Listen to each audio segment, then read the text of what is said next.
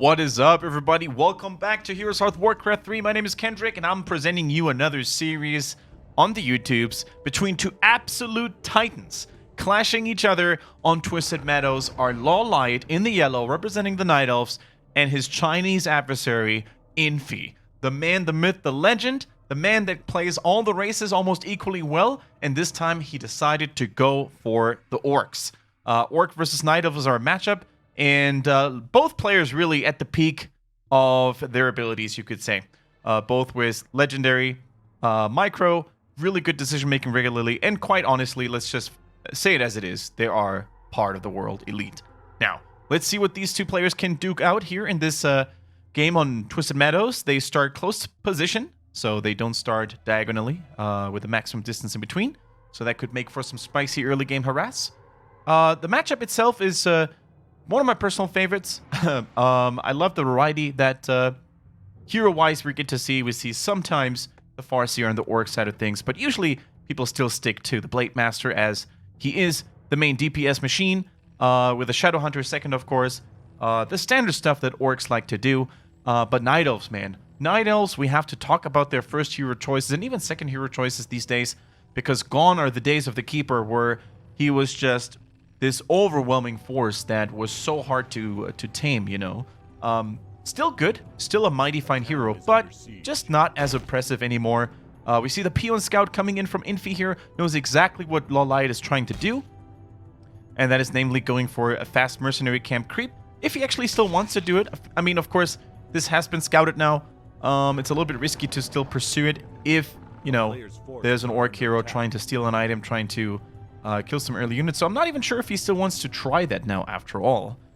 The Keeper now being sent in, and I think instead of a fast creep with a Ancient of War and with some Wisp in Tau, you know, we're going to see a little bit of scouting, a little bit of harassing potentially.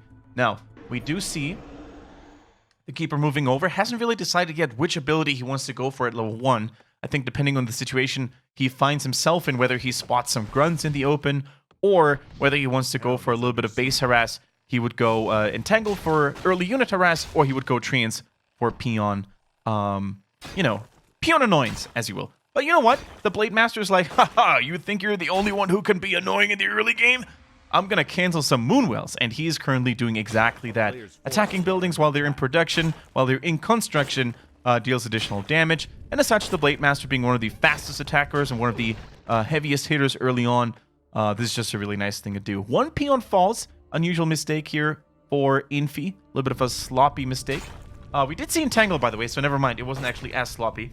With Entangle, it's fairly easy to get those in the first place. Now, you might wonder, why is Infi still hammering on that Moonwell like a madman? Well, first of all, he doesn't really seem to be able to do anything with his units, because there is an Entangling Keeper, which would otherwise be dealing a lot of damage into those grunts that he wants to prevent that. And furthermore, he also drains a couple of resources, you know, and forces LawLiet to repair here. Now, the Keeper once again trying to prevent the Orc Burrow from going up, but Infi is paying good attention.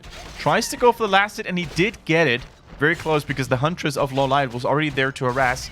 And speaking of which, he actually got the second one. That's insane. He got the second creep. Not one of these super, you know, insanely decisive ones, but still a little bit of free XP, and no one in Warcraft 3 in their right mind would say no to free XP.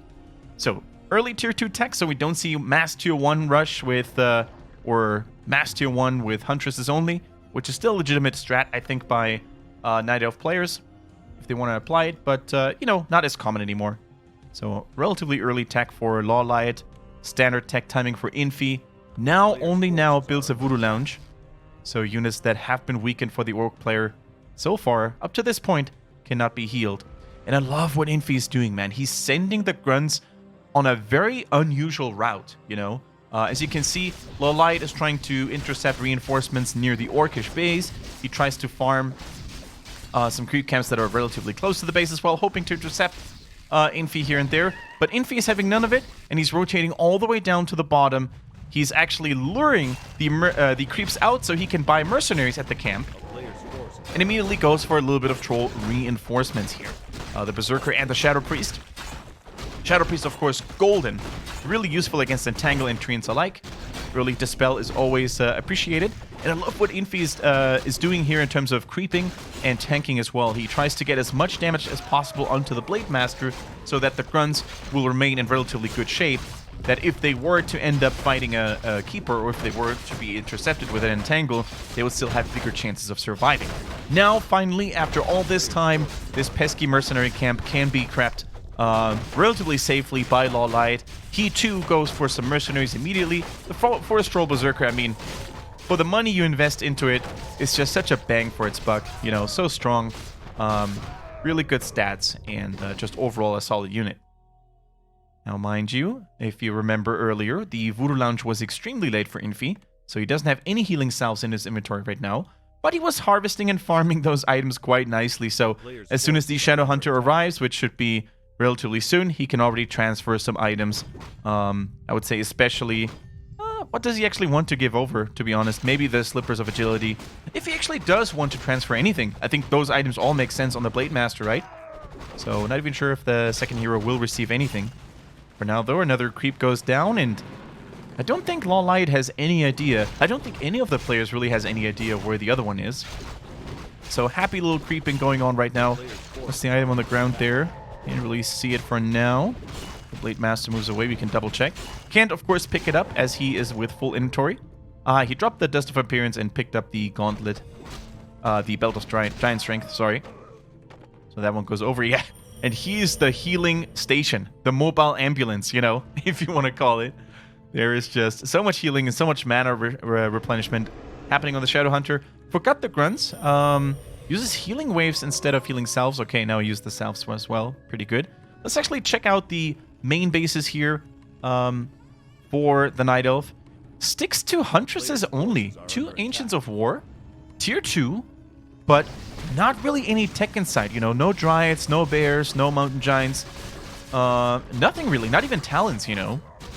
No Tier 2 units up to this point. Just sticks to the Mass Huntresses and goes for a red spot here immediately. In the meantime, we have the Alchemist in the mix as well. The good old Tinker Alchemist... the good old Alchemist Keeper is finally back online. It's a pretty hefty camp, though. Those 2 Ogre Magi would be quite the obstacle here. The Alchemist with low armor in the beginning is tanking like a madman. Did find some nice items himself, though. Robe of the Magi, Ring of Protection. He would probably want to switch that over to the Keeper. The +6 intelligence are greatly appreciated on Bandalar, I'm sure. Unless he wants to drop more healing sprays, of course, you know. That could actually be a legitimate reason for him to keep the additional intelligence here. If he really wants to have that permanent healing spray shower going on, you know. Why not? You know, let's give it a shot and see how it goes. Cheeky creeping here, relatively low to the Night Elven base. For Infi, man. Very brave. I mean, he does have Speed Scroll. He does have a TP still. So both players are really just avoiding each other to the finest. It almost makes me think of... you know, an Undead Orc matchup where that's usually part of how players play the game. So when are we going to see the first major clash? As if LawLiet knew exactly what was going on here. He spots the Blade Master. Luckily for him, he's got a Staff of Teleportation and patiently waited until the Entangle was over, because then there was nothing left for the Night Elf player to interrupt the TP. So very nicely done. Gets good scouting information. And now we see the first expansion attempt coming in from LawLiet here. He saw that just recently these creeps had died, and he still decides to build it. Very cool to see. By the way, I think the way Infi was spotted earlier with his Blade Master was that there was probably a random... oh yeah, there was an owl here. So that's how LawLiet was discovered. That's how LawLiet knew about it. Still pretty insane reactions, though, if you think about it. Like, how fast the reveal was from the Goblin Laboratory. Pretty insane. So, great reveal. Or did he have a crystal ball? Let's see. Nope. He finds the Staff of Silence, though. Really solid. He does have a crystal ball, by the way, so I take that back. No Goblin Laboratory, but crystal ball. Very useful in that instance. But, man, the Staff of Silence is such a sick item. So rare, yet so powerful, you know. If that lands on the Shadow Hunter and that causes the Shadow Hunter to, you know, remain silent and not being able to cast a saving healing wave, for example, really strong. What did the Shadow Hunter go for? Snake's second, okay. Snake's level 1, healing wave level 2. That's what the overlay tells me. Good choice. Sometimes when there's mass huns, players like to go snake 2s or 2 snakes, which is okay, but I guess the raw healing power is probably to be cherished more. Speed scroll is being used right now. He was quite afraid of entangling and losing units in the process. But yeah, once again, raw tier 1. Huntresses everywhere. And so far, we don't have a dedicated counter, do we? No, only shamans. Third hero Tauren Chieftain in the mix now. That could be not really a counter, but that could be a big asset for Infi. The Stomp, you know, taking care of the units for the most part. ETC in place with a lightning shield, massive AoE damage, a big stomp coming through as well. Needs to be careful, though. Took a lot of damage in the process, too. Shadowhunter's there, could drop a healing wave. That is what he does right now. The Grunts are holding the front line as well. Another lightning shield crackling on that TC with so much AoE damage. And hero focus, Infi reigns supreme. And the TC is going to die as well. It's just a level 1 hero, but still a nice, you know, bye-bye kill for LawLiet. Didn't really lose any heroes himself, but lost a couple of huntresses here. So, the first bloody encounter of those two players.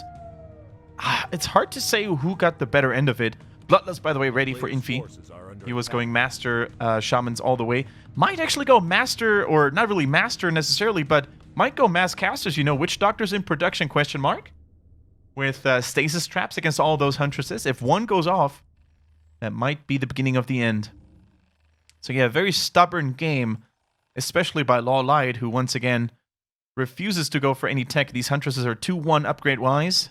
The expansion was kicked earlier by Infi, spotted immediately. But that is the beautiful thing about Twisted Meadows, you know, has always been traditionally one of the most popular maps for Night Elf players for exactly that reason. Night Elves have such an easy time hiding expansions, building them up. And because it is the biggest map that we currently have in the competitive map pool, there's plenty and plenty of gold mine locations available. So, yeah.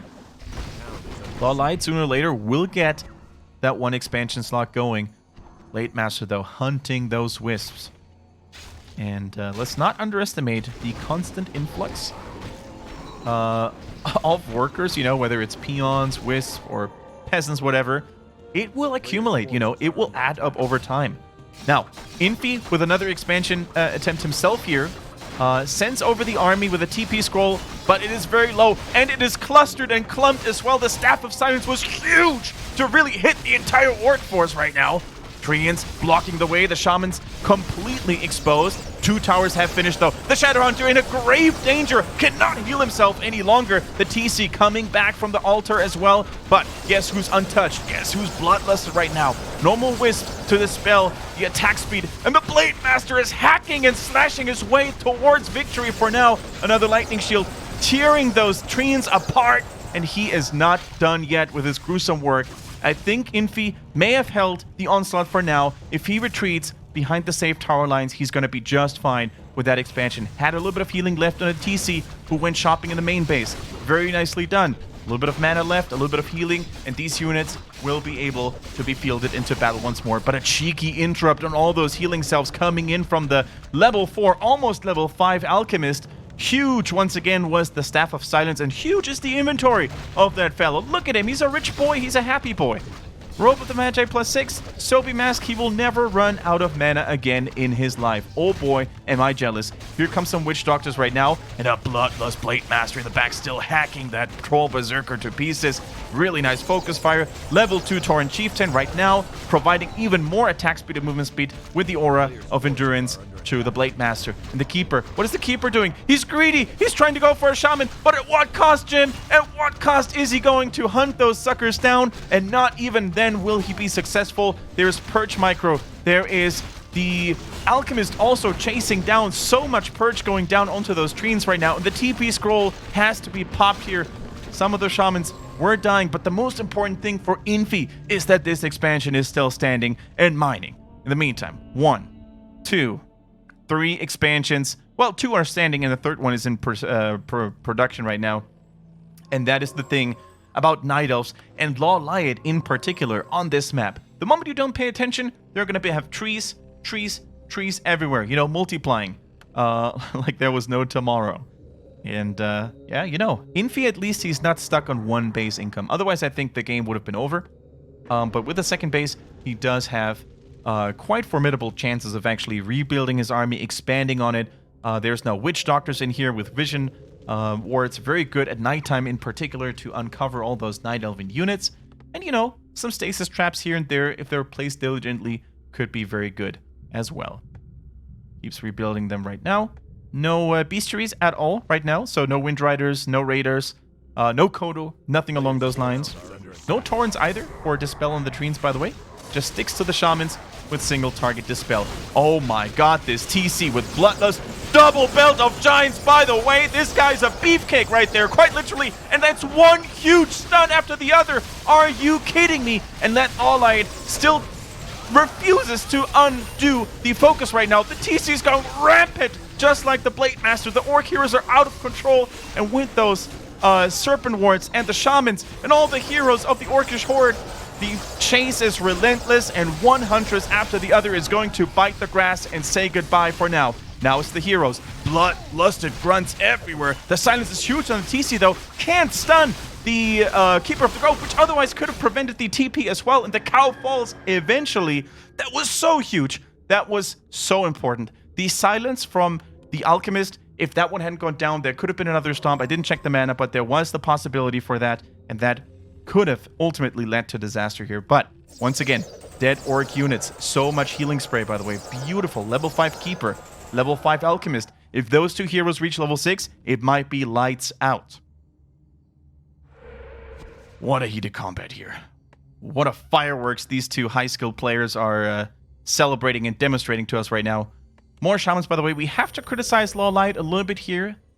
Maybe in future fights he may consider adding additional Wisps into his army composition to dispel a lot of that Bloodlust, which turns out to be quite the problem, especially on the heroes. The Blade Master, we talked a lot about the Keeper and the Alchemist being close to level 6, but so is the Blade Master kind of, you know. Level 5 is here, 4.5 almost for the Shadow Hunter, and the TC, the Mighty Cow, you know. If that thing gets enough protective items like an Invul, like a healing potion maybe, and remains tanking for long enough, I think the Orc heroes can decide this game. They really can against Mass Huntresses. Tiny Great Hole coming through. Both players now taking heavy steps into macro improvement. We have 1, 2, 3 mining bases next to the main for LawLiet. Still has a Wisps here as well to scout. And now 3 base Orc. 3 base Orc, ladies and gentlemen, is no joke. I'm a little bit perplexed that Infi doesn't add more production buildings, like another Spirit Lodge or another Barracks, because income-wise, he's doing very well right now. But even without those additional buildings, he is going for the kill. He attacks the Night Elven base with great Orcish Fury. The Bloodlust has been casted, of course, fighting near a Night Elf base, especially the main base, where there is to be expected heavy Wisp resistance, is quite risky, you know. Goes immediately for the TP? Was it just a fake Telestaff? No, it's the TP. Right into the backline of LawLiet. The TC almost in position. Couldn't drop the Stomp in time.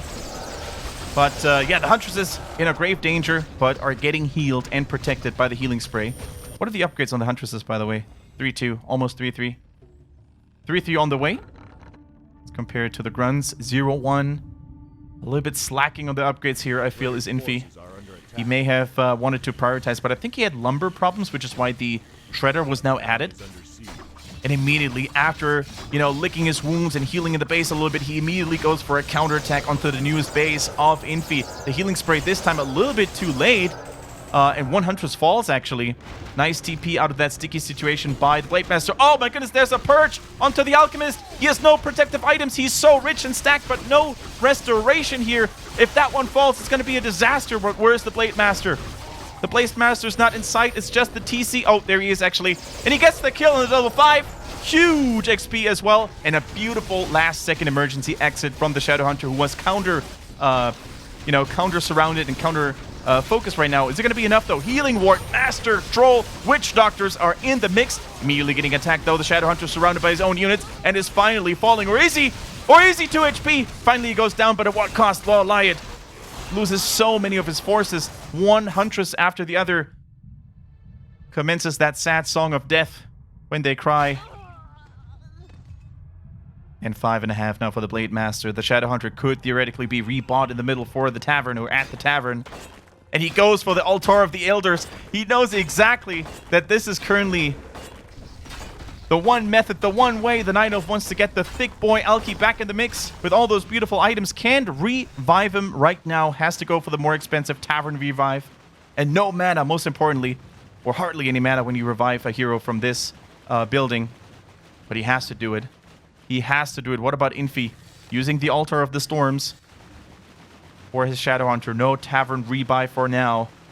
And that's what I was talking about earlier. I mean, it's a pretty sticky situation for LawLiet right now, but there's one thing going for the mana, and that is, first of all, a Clarity that was passed on, and also the Sobi Mask. So huge, but look at this Blade Master. He's out of control. 2 Gloves of Haste as well next to the Bloodlust renders him a deadly killing machine. TP to safety to 1 unit here. Surround on the grunt. Every unit matters at this point of the game, and here comes the TC for round number 3. The Lightning Shield usage is huge and so good at the same time. And here, slicing and dicing his path to victory is the Blade Master. Relatively low in mana, relatively low in health, but for now, it shall suffice. Or will it? Where's the Shadow Hunter? We need the healing. I think maybe Infi bit off more than he could chew. The casters, it's not RC anymore. It's not Castercraft anymore. The casters alone won't be enough for this time. TP out to safety once again. And level 6 for the Tranquility Master for the Keeper of the Grove. Healing absolutely everything in its vicinity.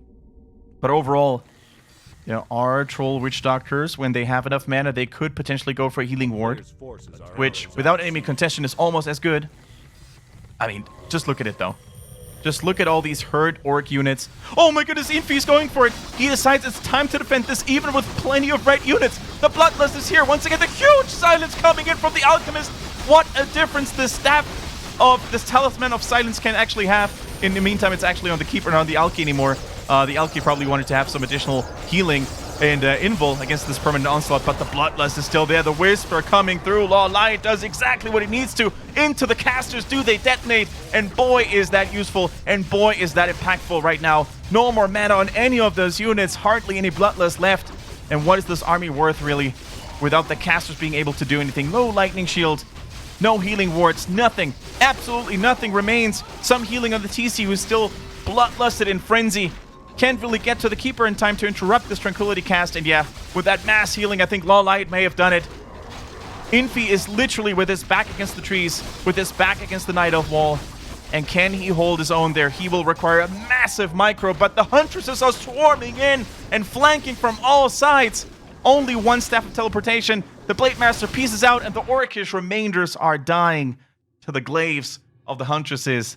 And man, what a showing from LawLiet. He stuck to his one strategy, and that was Mass Huntresses fully upgraded with strong heroes. And if he hadn't crept as much, and if he hadn't crept as diligently as he did, he wouldn't have got those items, you know? Whether it was the staff, the Talisman of Silence, whether it was the Crystal Ball, you know, actually revealing the Blade Master more than once.